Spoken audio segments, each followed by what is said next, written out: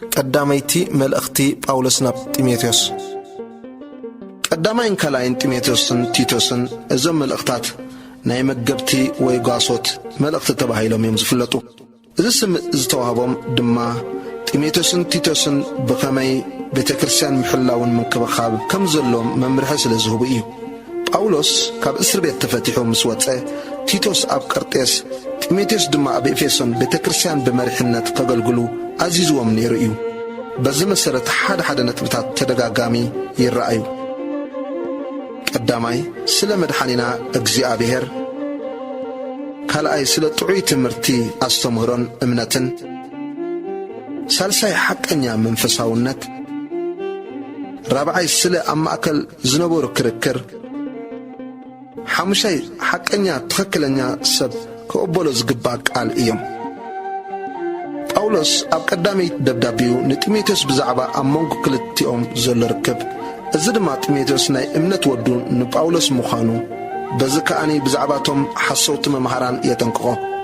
ነቲ ብክርስቶስ ዘሎ እምነት፣ ኣብ ህዝቢ ዘሎ ኣምልኾ፣ ናይ ጸሎት ጥቕሚ፣ ስርዓት፣ ኣብ ቤተ ክርስቲያን ዘሎ ርክብ፣ ኣብ ቤተ ክርስቲያን ዘሎ መራሕቲ ሽማግለታቶምን ኤጲስቆጶሳትን ዲያቆናትን በብስርዓቱ ክኸውን እዩ ዝምዕዶ።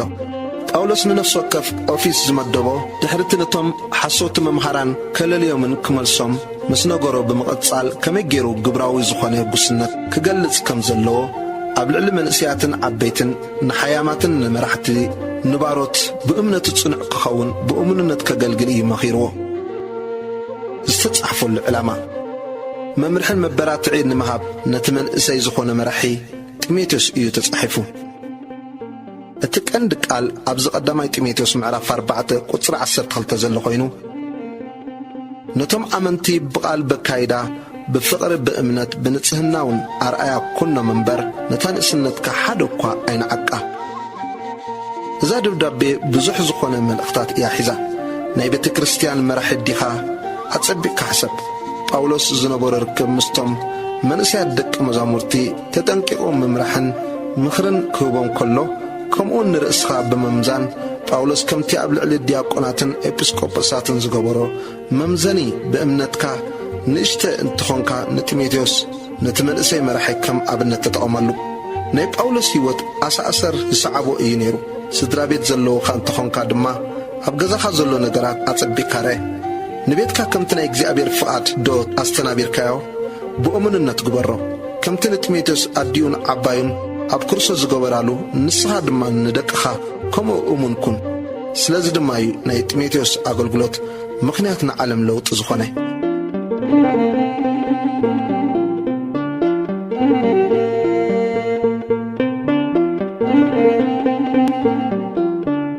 እዚ ዝረኣናዮ ድሕሪ ባይታ ናይ መልእኽቲ ጳውሎስ ናብ ጢሞቴዎስ ኮይኑ ምዕራፍ 1 ቁጽሪ 1 ጳውሎስ ብትእዛዝ ኣምላኽ መድኃኒናን ኢየሱስ ክርስቶስ ተስፋናን ናይ ኢየሱስ ክርስቶስ ሐዋርያ ናብ ጢሞቴዎስ ብእምነት ናይ ሓቂ ወደይ ካብ እግዚኣብሔር ኣቦናን ካብ ጐይታናይ ክርስቶስ ኢየሱስን ጸጋን ምሕረትን ሰላምን ምሳኻ ይኹን።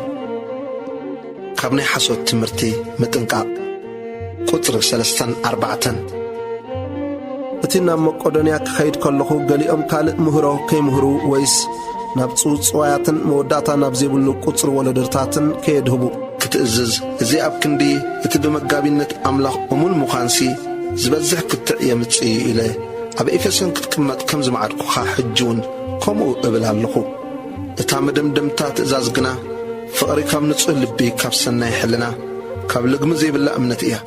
ገሊኦም ካብዚ ዘንቢሎም ናብ ዘረባ ሃተውተው ተመሊሶም ነቲ ዝብልዎ ወይስ ነቲ ዘረድእዎ ዘየስተውዕልዎ ክነሶምሲ መምሃራን ሕጊ ክኾኑ እዮም ዝደልዩ። ግናኸ ነቲ ሕጊ ብመገዲ ሕጊ እንተገበርዎስ ሰናይ ምዃኑ ንፈልጥ ኢና። ሕጊ ንመፍረስቲ ሕጊ እምበር ንጻድቕ ከም ዘይተሰርዐ ካብ ፈለጥናስ ንዘይእዙዛትን ኣምላኽ ንዘይፈርሁን ንሓጣንን ንርኹሳትን ንቐለልትን ንቐተልቲ ኣቦኦምን ንቐተልቲ ኣዲኦምን ንቐተልቲ ነፍሲ ንመናዝር ግብሪ ሰዶም ንዝገብሩ ንሸየጥቲ ሰብ ንሓሰውቲ ብሓሶት ንዝምሕሉ ሓደ ካልእ እውን ምስቲ ጥዑይ ትምህርቲ ዝጻረር እንተሎ ንኣታቶምን እዩ። እዚ እውን ከምቲ ንኣይ ሕድሪ እተዋህበ ወንጌል ናይ ትብሩኽ ኣምላኽ ክብሪ እዩ። ጳውሎስ ንእግዚአብሔር ዘቕረቦ ምስጋና ቁጥሪ 12 ኣነ ነቲ ሓይሊ ዝሃበኒ ክርስቶስ ኢየሱስ ጎይታና ነገልግሎቱ መዲቡ እሙን ክኸውን ስለ ዘብቃዓኒ የመስግኖ ኣለኹ። ኣነ ቀደም ጸራፍን ሰጓጉን ገፋዓን ነይረ ክነሰይሲ ከይፈለጥኩ ብዘይ ምእማን ስለ ዝገበርክዎ ምሕረት ረኸብኩ። ጸጋ ጎይታና ምስቲ ኣብ ክርስቶስ ኢየሱስ ዘሎ እምነትን ፍቕርን ብዘይ ልክዕ ዓዘዘ። ክርስቶስ ኢየሱስ ነቶም ኣነ ዝቐዳማዮም ሓጣን ከድሕን ከም ዝመጸ እዚ ቃል እዚ እሙን እዩ፣ ምቕባሉ እውን ብኹሉ ግቡእ እዩ። ግና ኸ ኢየሱስ ክርስቶስ ነቶም ናብ ዘለዓለም ሕይወት ክበጽሑ ኢሎም ብእኡ ዝኣምኑ ናርኣያ ኩሉ ትዕግስቱ ቅድም ኣባይ ምእንቲ ከርኢ በዚ ምኽንያት እዚ ኣነ ምሕረት ዝረኸብኩ። እምበኣርሲ ነቲ ናይ ዘለዓለም ንጉሥ ዘይሓልፍ ዘይርአ ሓደ ኣምላኽ ንዘለዓለም ዓለም ክብርን ስብሓትን ይኹኖ ኣሜን። ቁጽሪ 18-19 ኣታ ጢሞቴዎስ ወደይ ከምቲ ቀደም እተባሃለልካ ትንቢታት እምነትን ሰናይ ሕሊናን ሒዝካ ብእኡ ጽቡቕ ግእምንቲ ክትዋጋእ እዚ ትእዛዝ እዚ የማዕቁበካ ኣለኹ። ገሊኦም ነቲ ሰናይ ሕሊንኦም ደርብዮምሲ ናይ እምነት መርከብቲ ሰቢራቶም እያ።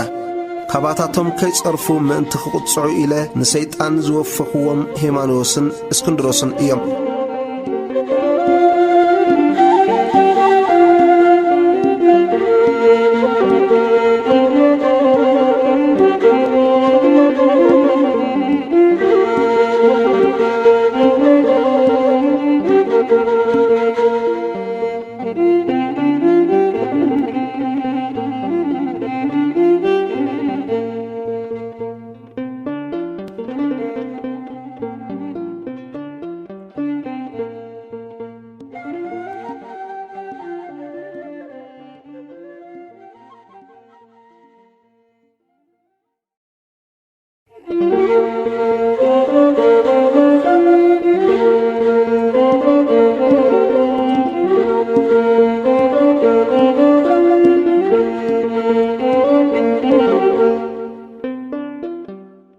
ቀዳመይቲ መልእኽቲ ጳውሎስ ናብ ጢሞቴዎስ ምዕራፍ 2 ስርዓት ኣምልኾ ቁጽሪ 1-2 እምበኣርከ ስለ ኩሉ ሰብ ብኩሉ ኣምልኾን ምርዛንን ሓዲእና ብዘይ ህውከት ምእንቲ ክንነብርሲ ስለ ነገሥታትን ስለ ኩሎም መኳንንትን ልማኖን ጸሎትን ምህለላን ምስጋናን ክግበር ቅድሚ ኩሉ እምዕዳ ኣለኹ።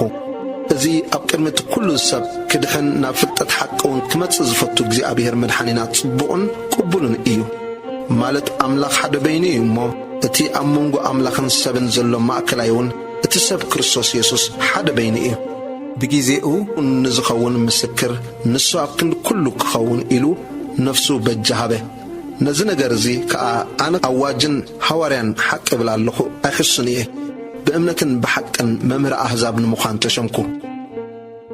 ቁጥሪ 8 እምበኣርሲ ሰብኡት ብዘይ ኩራን ውልውልን ቅዱሳት ኣእዳው ኣልዒሎም ኣብ ኩሉ ስፍራ ክጽልዩ ይደሊ ኣለኹ። ኣንስቱውን ከምኡ ብስሩሕ ርእስን ብወርቂ ወይስ ብዕናቕ ወይስ ብብዙሕ ዝዋጋኡ ክዳውንቲ ዘይኮነስ ብግቡእ ክዳውንትን ብሕንክን ብምቕጻዕ ነፍስን ፍርሃት እግዚኣብሔር ንዘለወን ኣንስቲ ከም ዝግባእ ብሰናይ ግብሪ ክስለማ እደሊ ኣለኹ። ሰበይቲ ብኹሉ እናተኣዘዘት ደኣ ብህድኣት ትመሃር። ኣዳም ቅድም ተፈጢሩ እዩ ድሓር ከዓ ሂዋን። እሞ ሰበይቲ ብህድኣት ክትነብር ደኣ እምበር ክትምህር ወይስ ኣብ ሰብኣይ ስልጣን ክህልዋ ኣይፈቅድን እየ። ኣዳም ኣይተሓብለን፣ ሰበይቲ ግና ተሓቢላ ኣብ ኣበሳ በጽሐት። ብእምነትን ብፍቕርን ብቕድስናን ምስ መቕጻዕ ነፍሲ እንተጸንዓ ግና ብምውላድ ውሉድ ክትድሕን እያ።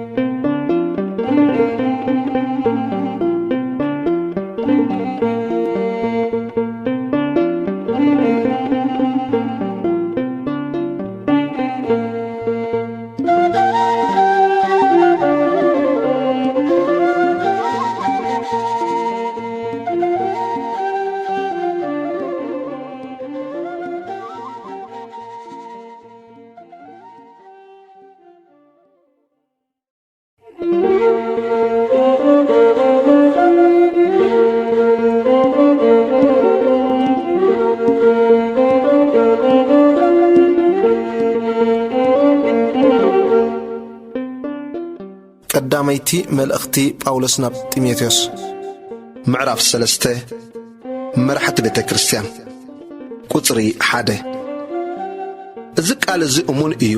ሓደ እኳ ማዕረግ ኤጲስቆጶስ እንተደለየ ሰናይ ግብሪ ይምና ኣሎ። እምበኣርሲ እቲ ኤጲስቆጶስ መንቅብ ዘይብሉ ሰብኣይ ሓንቲ ሰበይቲ ጥንቁቕ ቀጻዕ ነፍሱ ኣግባብ ዝፈልጥ ተቐባሊ ጋሻ ንምስትምሃር ብቑዕ ክኸውን ይግብኦ። ዘይሰክር ዘይዋቓዕ ግና ኸልኡም ዘይበኣስ ፈታዊ ገንዘብ ዘይኮነ ነታ ቤቱ ኸስተናብራ ካብ ዘይክእል ግና ነታ ማሕበር ኣምላኽ ደኣ ከመይ ገይሩ ከኣልያ ይኾነሉ። ስለዚ ቤቱ ጽቡቕ ገይሩ ዘስተናብርን ብኹሉ ምርዛን እዙዛት ውሉድ ዘለውዎን ይኹን።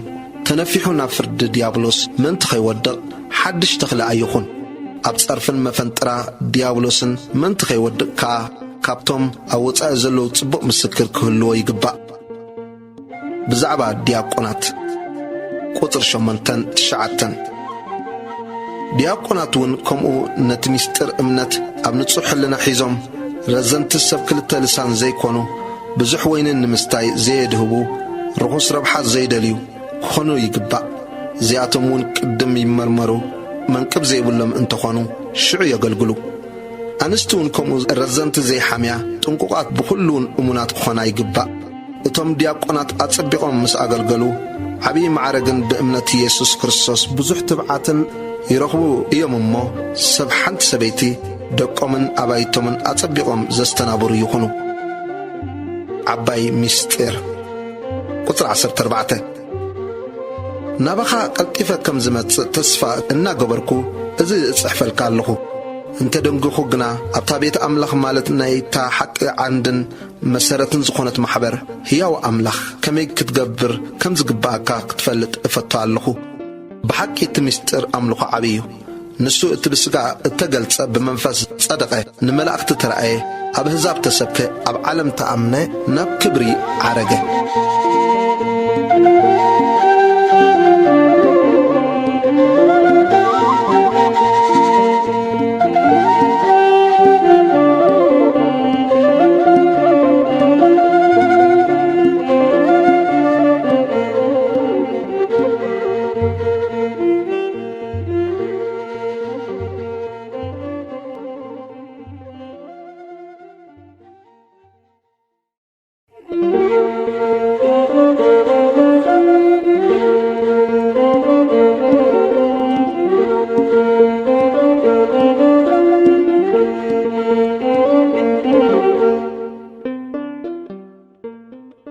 ቀዳመይቲ መልእኽቲ ጳውሎስ ናብ ጢሞቴዎስ ምዕራፍ 4 ጳውሎስ ንጢሞቴዎስ ዝመዓዶ ማዕዳ ቁጽሪ 1 በቲ ዳሕራይ ዘመናት ግና ገሊኦም እምነቶም ክሒዶም ንመናፍስቲ ስሕተትን ንምህሮ ኣጋንንትን ከም ዝስዕቡ እቲ መንፈስ ብግሁድ ይብል ኣሎ። ብግብዝና እቶም ሕልንኦም ከም ብመዓለም እተዓለመ ሓሶት ዝዛርቡ ሰባት መውስቦ እናኸልከሉስ እቶም ኣመንትን ሓቂ ዝፈለጡን ብምስጋና ክቕበልዎ ኢሉ ኣምላኽ ዝፈጠሮ ብልዕውን ሰብ ክሓርሞ ይእዝዙ ኣለዉ። እቲ ፍጥረት ኣምላኽ ብዘሎ ጽቡቕ እዩ እሞ ብምስጋና እንተ ተቐበልካዮ በቲ ቃል ኣምላኽን ጸሎትን ዝቕደስ ስለ ዝኾነ ገለ እኳ ዝድርበ የብሉን። ቁጥሪ 6 ነቶም ኣሕዋት እዚ እንተ ኣርኢኻዮም ቃል እምነትን እቲ ተኣሚንካ ዝሰዓብካዮ ጽቡቕ ምህሮን እተመገበ ሕያዋይ ኣገልጋሊ ኢየሱስ ክርስቶስ ክትከውን ኢኻ። ግናኸ ንነገር ቅለትን ንዕላል ኣንስትን ካባኻ ኣርሕቆ። ንርእስኻ ግና ኣምልኾ ኣልምዳ። እቲ ስጋዊ ምልማድ ንቑሩብ ነገር እዩ ዝጠቅም፣ ኣምልኾ ግና ንኹሉ ይጠቅም። ነዛ ሕጂ ዘላ ህይወት እዚኣን ነታ እትመጽእ ከዓ ተስፋ ኣለዎ። እዚ ቃል እዚ እሙን እዩ፣ ምቕባሉን ብኹሉ ግቡእ እዩ። በቲ ንኹሉ ሰብ ምናዳ ንኣመንቲ ዘድሕን ሕያው ኣምላኽ ተስፋ ስለ ዝገበርና ኢና እንዓይን እንጽዕርን ዘሎና። እዚ ኣዝዝን መሃርን ነቶም ኣመንቲ ብቓል ብካይዳ ብፍቕሪ ብእምነት ብንጽህናውን ኣርኣያ ኹኖም እምበር ነታ ንእስነትካ ሓደ እኳ ይንዓቃ። ኣነ ክሳዕ ዝመጽእ ናብ ምንባብን ምምዓድን ምምሃርን ኣቕልብ። ነቲ ብትንቢትን ብምንባር ኢድ ሽማግለታትን እትወሃበካ ኣባኻ ዘለዉ ውህበት ጸጋ እሽሽ ኣይትበሎ። እዚ ኣጸቢቕካ ሕሰብ እናወሰካ ትኸይድ ከም ዘሎኻ ኣብ ኩሉ ምእንቲ ክግለጽሲ ነዚን ነገር እዚ ብምሉእ ርእስኻ ወፊ። ንርእስኻ ንትምህርትኻን ተጠንቀቕ። በዚ ነገር ዝጽናዕ እዝኸ እንተ ገበርካስ ንርእስኻን ነቶም ዝሰምዑኻን ከተድሕን ኢኻ።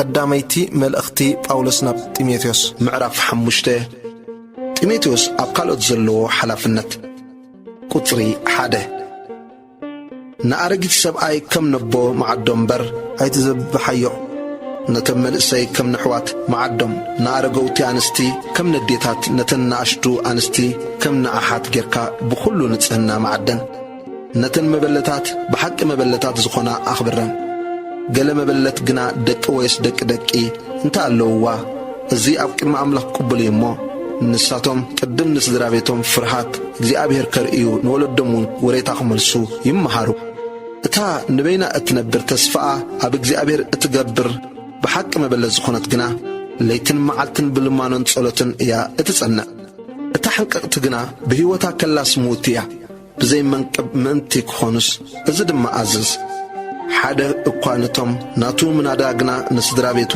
ዘይሓል እንተሎ እምነት ዝኽሓደ ካብቲ ዘይኣምንውን ዝገደደ እዩ ቁጽሪ 9-10 ብሰናይ ግብሪ እተመስከረላ ውሉድ ዘዕቤት ጋሻ እተቐበለት እግሪ ቅዱሳን ዝሓጸበት ንዝጸበቦም ዘርሃወት ሰናይ ግብሪ ዘበለ ዝሰዓበት ካብ 60 ዓመት ዘይንኣሰት ሰበይቲ ሓደ ሰብኣይ ዝነበረት ከም መበለት ኮይና ትቈጸር ሓያማት ግና ንክርስቶስ ተጻሪረን ፍትወት ሥጋ ምስ ተላዕለን ክምርዓዋ እየን ዝደለያ እሞ ናታትን ኣርሕቀን ንሳተን ነታ ቀዳመይቲ እምነተን ስለ ዝጠለማ ፍርዲ ኣለወን ኣብ ልዕሊ ዝውን ቤተ ቤት እናዞራ ምብካር እየ እየን ዝምህራ ዘይግባእ እናተዛረባውን መብዛሕቲ ኣፍን ወልፋሳትን ይኾና እምበር ምብካር እዮ ጥራይ ኣይኮናን እምበኣርሲ እተን ሓያማት ክምርዓዋ ውሉድ ክወልዳ ቤተን ክሕዛ ጸላእ ዝጸርፈሉ ሓደ ምኽንያት እኳ ከይሂባ እደሊ ኣለኹ ገሊአንሲ ድሮ እኳ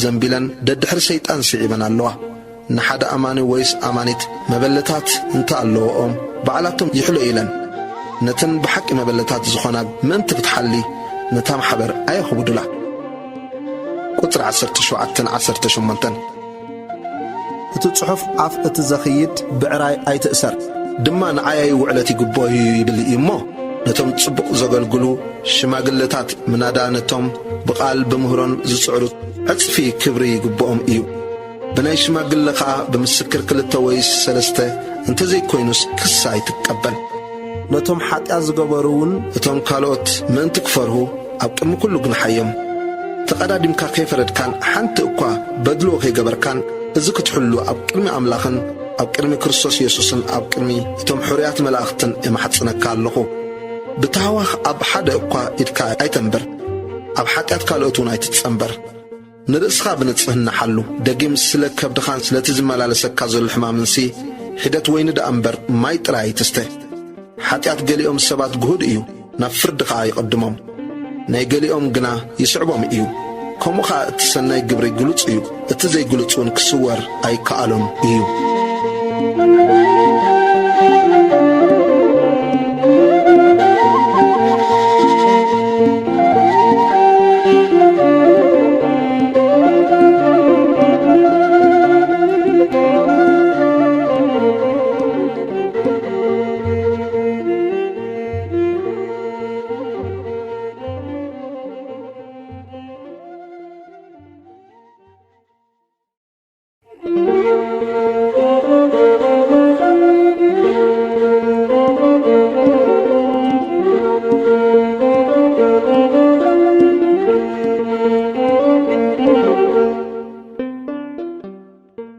ቀዳመይቲ መልእኽቲ ጳውሎስ ናብ ጢሞቴዎስ ምዕራፍ 6 ቁጽሪ 1 እቶም ኣብ ትሕቲ ኣርዑት ዘለዉ ኩሎም ባሮት ከዓ ስም ኣምላኽን እቲ ምህሮን ምእንቲ ከይጽረፍሲ ነቶም ጐይተቶም ክብረት ዘበለ ከም ዝግብኦም ይቝጸርዎም እቶም ኣመንቲ ጐይቶት ዘለውዎም ድማ ኣሕዋቶም ብምዃኖም ኣይንዓቕዎም እቶም በቲ ጽቡቕ ዕዮኦም ዝጥቀሙ ዘለዉ ኣመንትን ፍቑራትን ብምዃኖም እባዳኣ ኣብዚሖም ይገዝእዎም እዚ ነገር እዚ መሃርን መዓድን ፍቕሪ ገንዘብ ቁጽሪ 3 ሓደ እኳ ካልእ ምህሮ እንተመሃረ በቲ ጥዑይ ቃል ጐይታና ኢየሱስ ክርስቶስን በቲ ኣምልኾ ዘለዎ ምህሮን እንተዘይተተሓዘ ንሱ ብክትዕን ብዘባእስ ዘረባን ሓሚሙ እዩ እምበር ሓንቲ እኳ ዘይፈልጥ ንፉሕ እዩ ካብዚ እዩ ቅንኢ በኣስ ጸርፊ ሕሱም ጥርጥር ናይቶም ሓሳቦም ዝጠፍአን ሓቂ ዝሰኣኑን ሰባት ብርቱዕ ጽልኢ ዝመጽእ ካብ ከምዚኣቶም ዝመሰሉ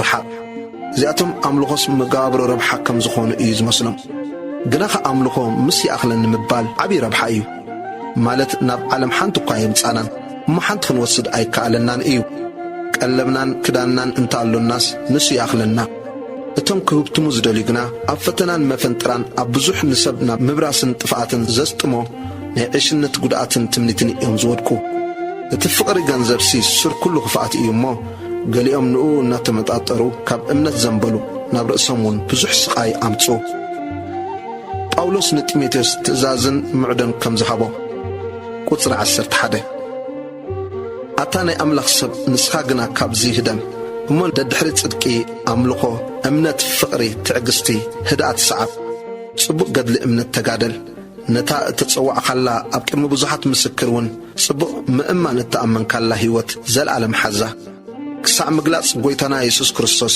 ነቲ ትእዛዝ ብዘይ ርስሓትን መንቅብን ክትሕልዎ ኣብ ቅድሚ እቲ ንኹሉ ህያው ዝገብር ኣምላኽ ኣብ ቅድሚ እቲ ኣብ ጴንጦስ ጲላጦስ ጽቡቕ ምእማን እተኣመነ ክርስቶስ ኢየሱስን እእዝዘካ ኣለኹ ብግዚያቱ ዝገልጾ እቲ ብፁዕ በይኑ ከዓ ስልጣን ዘለዎ ንጉሥ ነገሥታት ጐይታ ጐይተትውን ንሱ በይኑ ዘይመውት ሓደ ሰብ እኳ ከቶ ዘይረአዮ ክሪኦውን ዘይክእል ኣብ ዘይቀረብ ብርሃን ዝነብር ንኡ ክብርን ናይ ዘለዓለም ስልጣንን ይኹን ኣሜን ቁጽሪ 17 ነቶም ኣብዚ ዓለም እዚኣ ዘለዉ ሃብታማት ከይዕበዩ በቲ ክንሕጐስ ኢሉ ኩሉ ብልግሲ ዝሃበና ኣምላኽ እምበር በዚ ሓላፊ ሃብቲ ከይእመኑ ኣዝዞም ገበርቲ ሰናይ ክኾኑ ብሰናይ ግብሪ ክህብትሙ ለጋሳትን መማቕልትን ክኾኑ ናይ ሓቂ ህይወት ምእንቲ ክረኽቡስ ነቲ ዝመጽእ ዘሎ ጊዜ ጽቡቕ መሰረት ንርእሶም ክእክቡ ኣዝዞም ቁጽሪ 20-21 ኣታ ጢሞቴዎስ ካብቲ ገሊኦም